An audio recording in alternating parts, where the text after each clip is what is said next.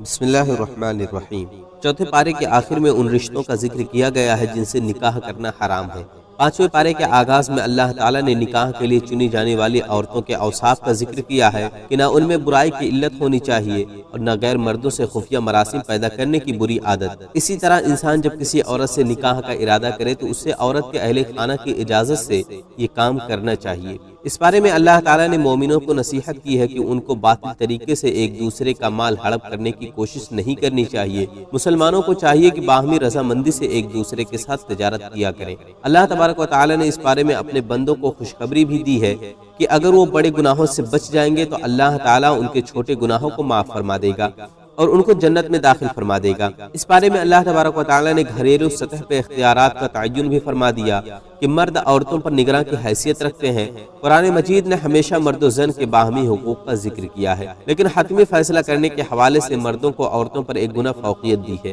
اس کی ایک وجہ تو مردوں کی واہوی فضیلت ہے اور دوسری وجہ یہ ہے کہ عام طور پر گھروں کے اخراجات مردوں کے ذمے ہوتے ہیں۔ اس بارے میں اللہ تبارک و تعالیٰ نے والدین، قریبی، اعزہ و اقارب، یتیموں، مسکینوں، قریبی ہمسایوں اور دور کے ہمسایوں سے حسن سلوک کا حکم دیا ہے۔ اس بارے میں اس آیت کا بھی نزول ہوا ہے کہ اے ایمان والو، نماز کے قریب نہ جاؤ جبکہ تم نشے کی حالت میں ہو، یہاں تک کہ تمہیں معلوم ہو جائے کہ کیا کہہ رہے ہو۔ اس آیت کے شان نزول کے حوالے سے ابو داؤد، نسائی اور ترمذی نے الفاظ کے کچھ اختلافات کے ساتھ روایت کیا ہے کہ حضرت عبد الرحمن بن عوف رضی اللہ عنہ نے شراب حرام ہونے سے پہلے چند مہاجرین اور انصار صحابہ کو دعوت پر مدعو کیا۔ انہوں نے کھانا کھایا اور شراب پی لی۔ جب نماز کا وقت آیا تو ایک شخص نے آگے بڑھ کر نماز پڑھائی۔ نشے میں ہونے کی وجہ سے وہ کوئی الفاظ پڑھنا بھول گئے جس سے آیت کے معنی بالکل بدل گئے، تو اللہ تبارک و تعالیٰ نے اس پر مذکورہ بالا آیت کو نزول فرمایا۔ اس کے کچھ دنوں کے بعد سورہ مائدہ میں اللہ تبارک و تعالیٰ نے اس آیت کا نزول فرما دیا کہ اے ایمان والو، بے شک شراب،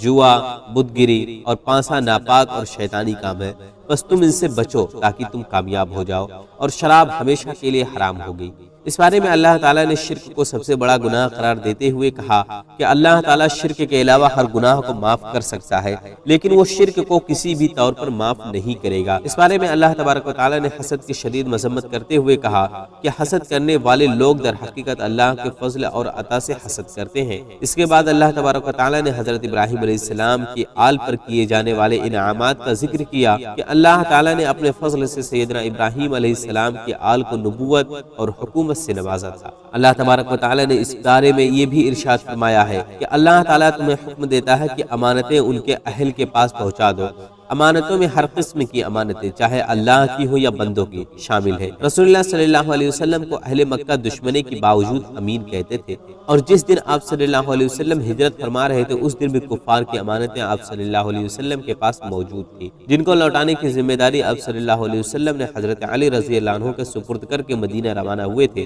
اس سورہ میں اللہ تعالیٰ نے یہ بھی ارشاد فرمایا کہ اے ایمان والو، اللہ کی اطاعت کرو اور رسول اللہ صلی اللہ علیہ وسلم کی اطاعت کرو، اور اپنے میں اختیار یا علم والوں کی بھی۔ پھر اگر کسی معاملے میں اختلاف ہو جائے تو اسے اللہ اور رسول صلی اللہ علیہ وسلم کی طرف لوٹا دو۔ اس آیت سے معلوم ہوتا ہے کہ اللہ اور اس کے رسول صلی اللہ علیہ وسلم کی اطاعت لازمی اور صاحب اختیار کی اطاعت بھی ہونی چاہیے، لیکن اگر تنازع کی صورت پیدا ہو جائے تو اللہ اور اس کے رسول صلی اللہ علیہ وسلم کی بات کو حرف آخر سمجھنا چاہیے۔ امام احمد نے حضرت علی رضی اللہ عنہ سے روایت کی ہے کہ رسول اللہ صلی اللہ علیہ وسلم نے ایک انصاری صحابی کی قیادت میں ایک فوجی دستے کو بھیجا۔ دستے کے امیر کسی بات پر لوگوں سے ناراض ہو گئے تو انہوں نے آگ جلائی اور لوگوں کو اس میں کودنے کے لیے کہا۔ دستے کے ایک نوجوان نے لوگوں کو کہا کہ ہم لوگ رسول اللہ صلی اللہ علیہ وسلم پر آگ کے بچنے کے لیے ایمان لائے ہیں، اس لیے ہم جلدی نہ کریں یہاں تک کہ رسول اللہ صلی اللہ علیہ وسلم سے پوچھ لیں۔ جب انہوں نے واپس آ کر رسول اللہ صلی اللہ علیہ وسلم سے اس بارے میں پوچھا تو آپ صلی اللہ علیہ وسلم نے کہا